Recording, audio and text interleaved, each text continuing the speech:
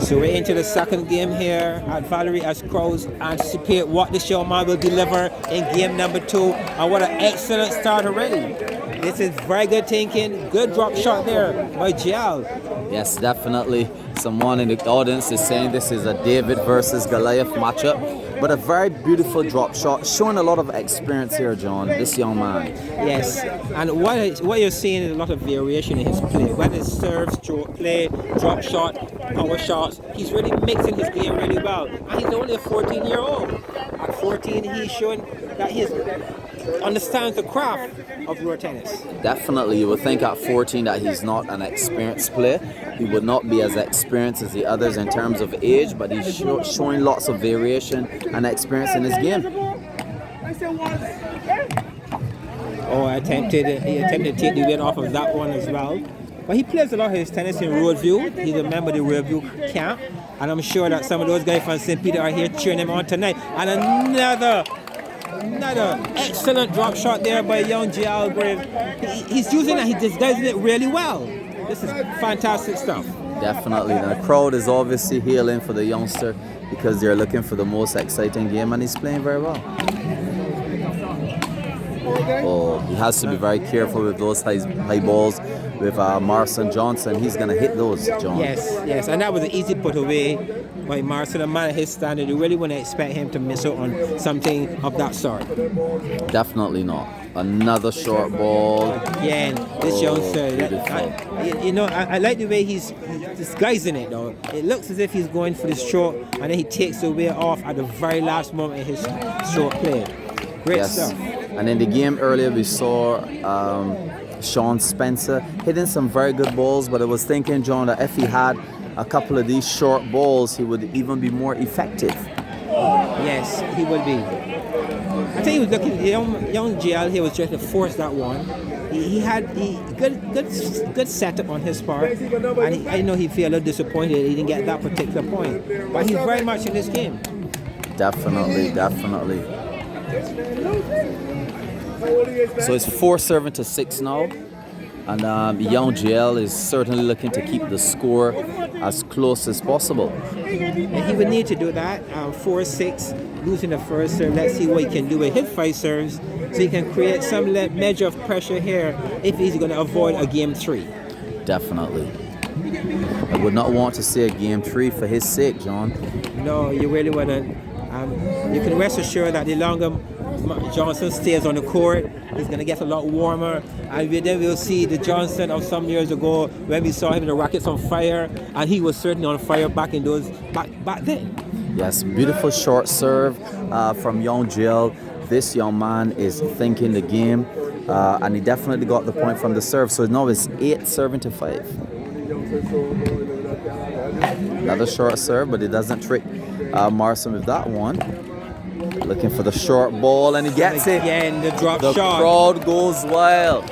It's really impressive the way this young man is using that injection, that drop shot.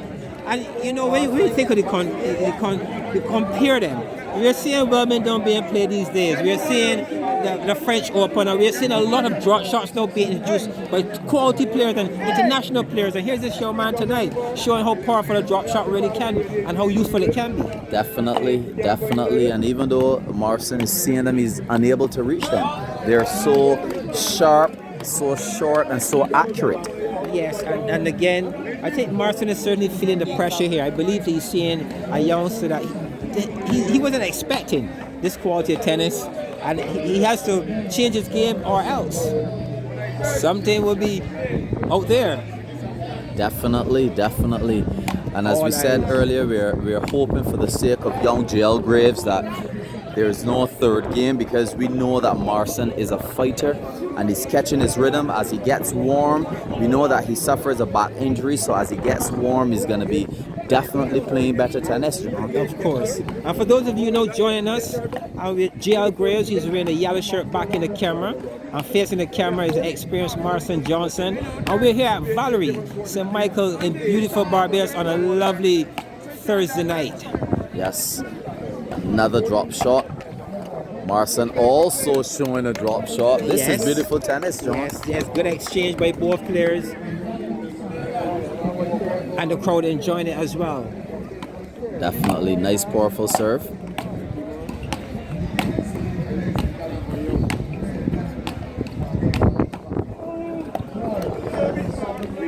12 serving 7. This is a big gap. It is. 5-point gap, and definitely Marson is looking to go home in this game and win the set. Well, yes, Marson with his experience to know the importance of this second game, and if he can, who knows, put enough pressure on this young man, it would give him that advantage going into game 3, even a bigger advantage going into game number 3. Definitely. But Jael is fighting. He's staying with this game. He's putting on the ball.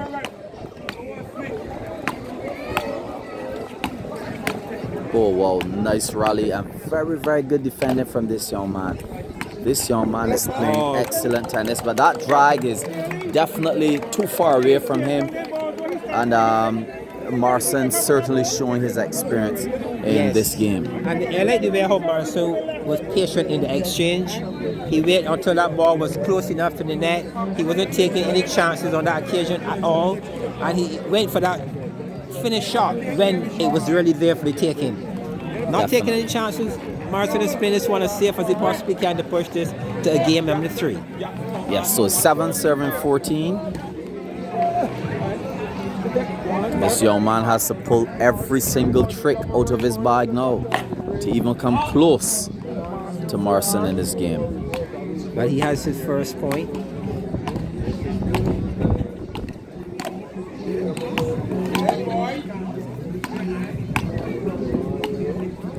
Oh, lovely.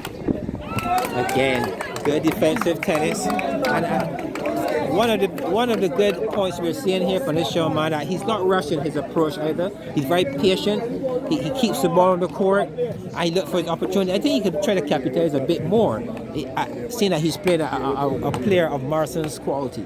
Definitely, and as we realize now, Marson is reading the short balls, so he's not getting as many points from his short balls as the game before. So he definitely has to come up with a different strategy, John. I do agree. And it's good to see the crowd behind this young man. And the crowd here really good at Valerie for a Thursday night.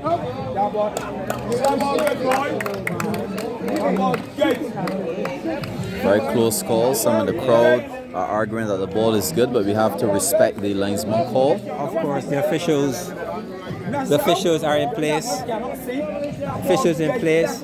The young Jael seeking to avoid a game 3.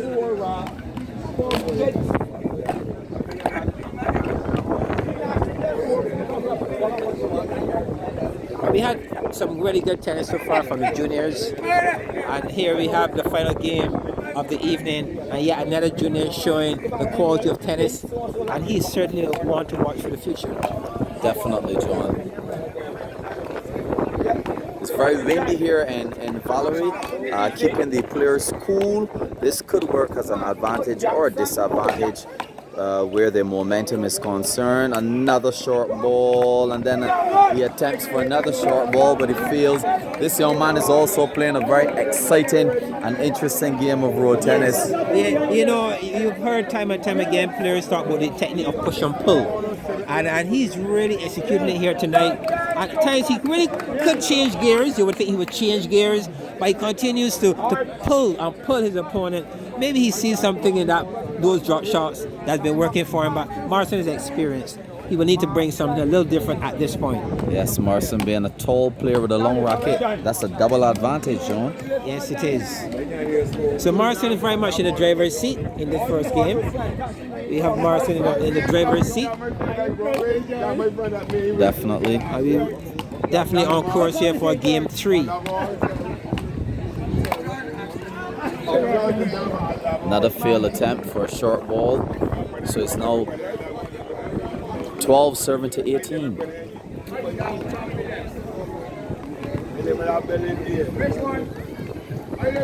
the ball center to the court.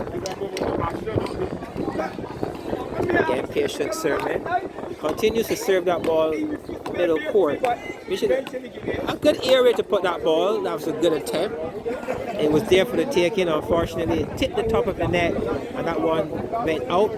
But clever playing with this young man. And it was at least good to see he's attempting to change the gear now.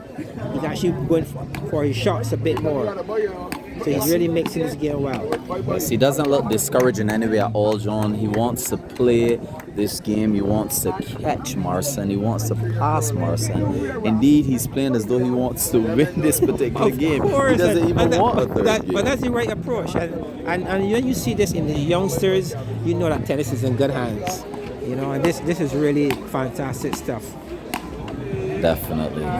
So Marson takes a second, and we will have a third game here this evening at Valerie. As the crowds wait in anticipation to see if we're going to have our first real major upset for this Barbados Road Tennis Open 2022. As a young man takes some advice on the side, if you were his coach, what would you tell him at this point, Scott? I would be telling him to play as fast as possible, do the push and pull approach that you spoke about earlier. And definitely in this third game, he has to be on his P's and Q's because Marson is going to be coming at him in full color with every single trick in the book.